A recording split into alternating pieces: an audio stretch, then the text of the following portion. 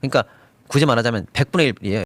그럼 결정적으로 그 캐펙스 투자도 늘렸는데 늘리는 비중이 1년 만에 646억에서 1159억으로 80%가 늘었는데 근데 메타는 아직까지는 AI를 외부에 파는 AI가 아니라 내가 쓰는 AI를 투자하고 있다고요. 그래서 아주 쉽게 접근하면 메타는 내가 어떻게 하면 소비자들한테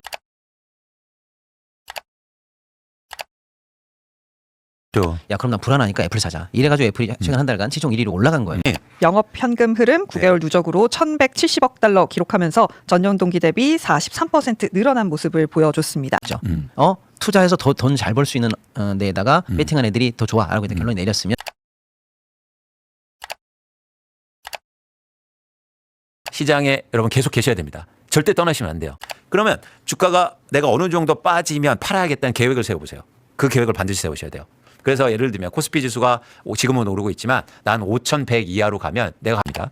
그리고 반대 나는 현금을 보유하고 있어요. 라는 건 시장의 변동성이 줄어들 때 비중을 늘릴게요. 그러니까 지금은 아니라고 전 판단해요. 시장의 변동폭이 줄어드는 기간이 그러면 이제 살 거를 고민해야죠. 언제 사야 된다? 시장의 변동성이 줄어들 때 사야 된다.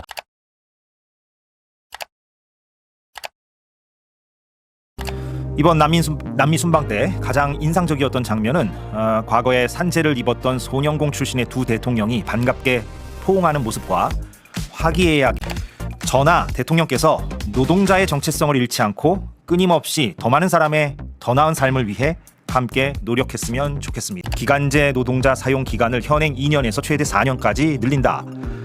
파견 허용 업종도 늘린다. 연구개발 직구는 주 52시간 노동 상한. 대통령이 브라질에서 보였던 고백과는 많이 다르고 어색한 그런 내용의 법이 아닐까요?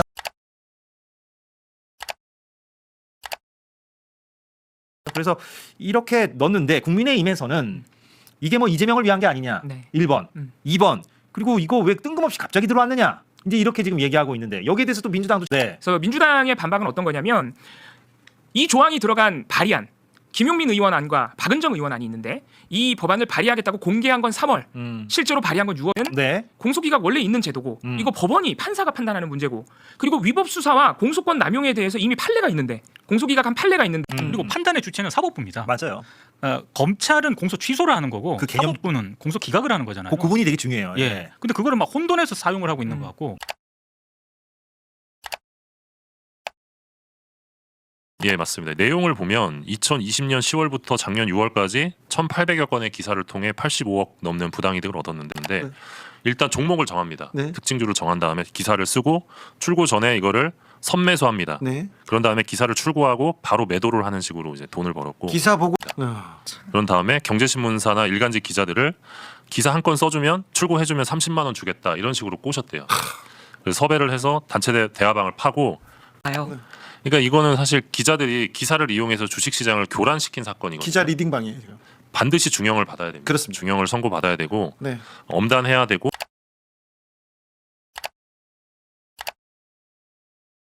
아니 뭐 지금 나오고 있는 그 어떤 대책도 충분하지는 않습니다. 근데 5천만 원 1억으로 왜 상향 못하냐라는 생각을 더 가지고 안 높이냐? 한 주씩 살 수 있는 것을 20주 단위로 묶음으로 살 수 있게 한다 이런 얘기입니다. 맞습니다. 지금 시장에서 거래되고 있는 단일 종목 레버리지 ETF의 거래량 자체를 일단 확 줄여놔야 된다.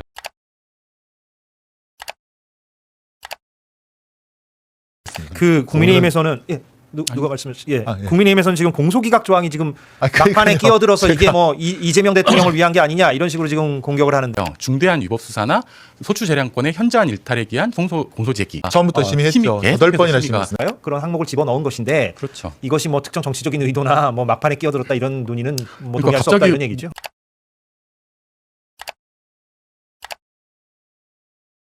이야기하고 싶었던 거는 요즘에 뭐 주식 때문인지 모르겠지만 많이들 이제 화가 나 있더라고요, 사람들이. 예. 그런데 그런 것들 서로 우리가 조금만 공감할 수 있으면 또 어두운 곳에 대한 생각을 잃지 않는 그런 사람들이 멋있고 그런 사람들 좀 귀하게 생각하고 서로 그래서 사이좋게 잘 지냈으면 좋겠다.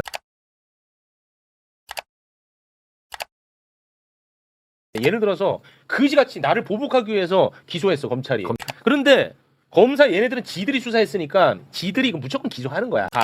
그러면 이게 사법부에서 봐서 이거는 정말 불법적으로 수사했고 보복 기소고 하면은 바로 이거를 기각을 시켜줘야 되는데 바로 기각 안 시키잖아. 이게 구제도 안 돼요, 사실은. 근데 전혀 그러지 않다가 예. 갑자기 이제 와서 그렇습니다. 다 끝났는데 그렇죠. 네. 문제 제기를 하는 것은 그냥 저는 꼬투리 잡는 거라고 생각합니다. 저게 뭐 새로운 거를 집어넣은 것처럼 뭐 이렇게 얘기하는데 사실 아까 말씀드렸던 것처럼 원래 327조 2호에 따라서 원래 공소 기각을 하던 것들을 법원의 판례에 쌓여 있던 것들을 저희가 명문화시켜서 판사나 검사들이 앞으로 직무 집행할 때 이런 부분을 더 신경 써야 된다라고 이렇게 알려주는 그런 의미를 갖거든요. 새로운 걸 한 게 아니에요.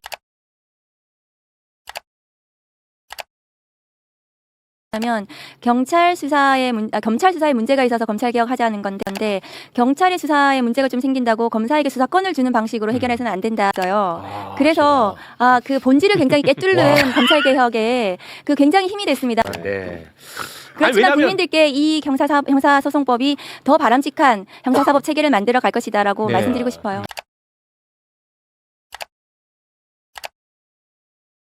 어제 정 선배님한테 연락받았습니다.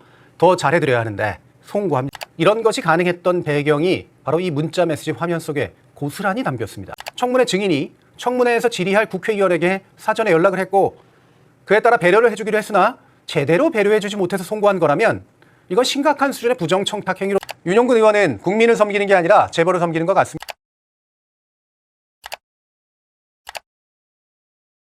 그리고 그 전에 법률가를 자처하시는 김태규 의원에게 묻고 싶습니다. 본인이 법률가라면 본인이 윤석열 정부 방송통신위원회에서 했던 일을 승인할 수 있을 것 같습니까? 수십 차례에 이르는 일련의 법원 판결이 김태규 의원이 행했던 것들에 대해 불법이라고 본 것은 어떻게 된 겁니까? 말로는 법률가요. 내용은 반헌법, 반법률이고 그걸 지지해주는 한 줌의 진영 도움으로 국회까지 들어왔으면 이제는 입법부의 소명에나 충실하시라고요.